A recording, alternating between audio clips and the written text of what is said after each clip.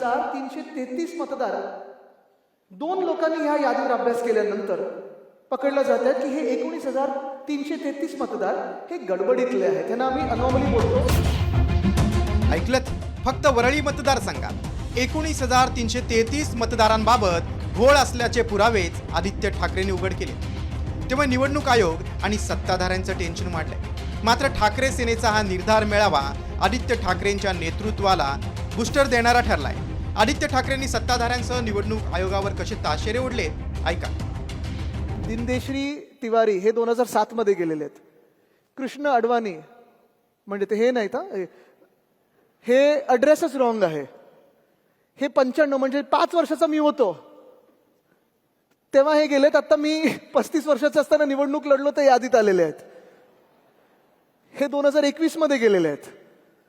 हे अशी यादी ही निवडणूक आयोगाने आपल्या महाराष्ट्रात आणली आणि मतदान करून घेतलेलं आहे. असं हे बोगस सरकार आपल्या डोक्यावर बसलंय. या सादरीकरणानंतर आदित्य ठाकरेंनी ठाकरे सेनेचं नेतृत्व आपल्या हाती घेण्याची जोरदार तयारी सुरू केल्याचं दिसतंय.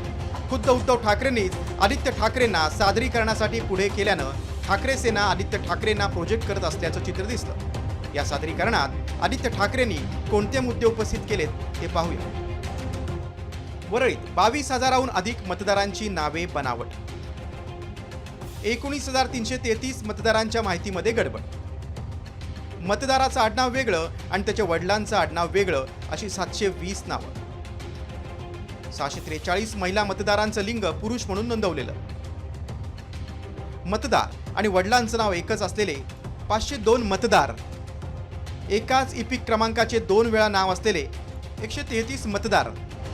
आगामी निवडणुकीच्या पार्श्वभूमीवर आदित्य ठाकरेंनी गांधी पॅटर्न राबवला असला तरी भाजपनं मात्र राहुल गांधींचाच दाखला देत आदित्य ठाकरेंची खिल्ली उडवली. तर ठाकरे सेनेनं मुख्यमंत्र्यांवर पलटवार केलाय.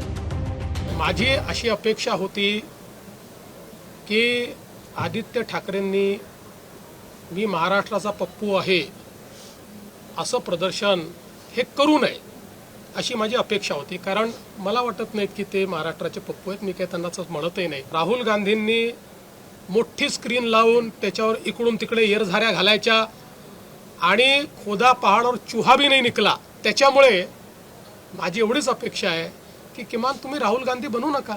आम्ही टीका करतोय निवडणूक आयोगावरती, पण त्याचं उत्तर अपेक्षित कोणाकडनं आहे आम्हाला? निवडणूक आयोगाला. उत्तर देतंय कोण? निवडणूक आयोगाचे मालक म्हणजे भाजपा. आम्ही प्रश्न भाजपाला विचारतच नाहीये ना.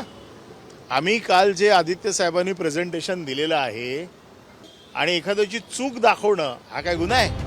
उद्धव ठाकरेंनंतर ठाकरे सेनेची धुरा अपेक्षेप्रमाणे आदित्य ठाकरेंकडेच येणार आहे. मात्र आगामी स्थानिक स्वराज्य संस्थांच्या निवडणुकीच्या पार्श्वभूमीवर वोट चोरी मुद्द्याच्या माध्यमातून आदित्य ठाकरे आपल्या नेतृत्वाचा ठसा उमटवण्याचा प्रयत्न करत असल्याचं दिसतंय. त्यामुळे या निवडणुकीत ठाकरे सेनेच्या कामगिरीकडे साऱ्या राज्याचं लक्ष लागलंय. गणेश कवडेसह ब्युरो रिपोर्ट, साम टीव्ही, मुंबई. आता isakal.com आहे देशातील नंबर 1 ची मराठी न्यूज वेबसाईट. प्रत्येक अपडेटसाठी isakal.com ला नक्की भेट द्या.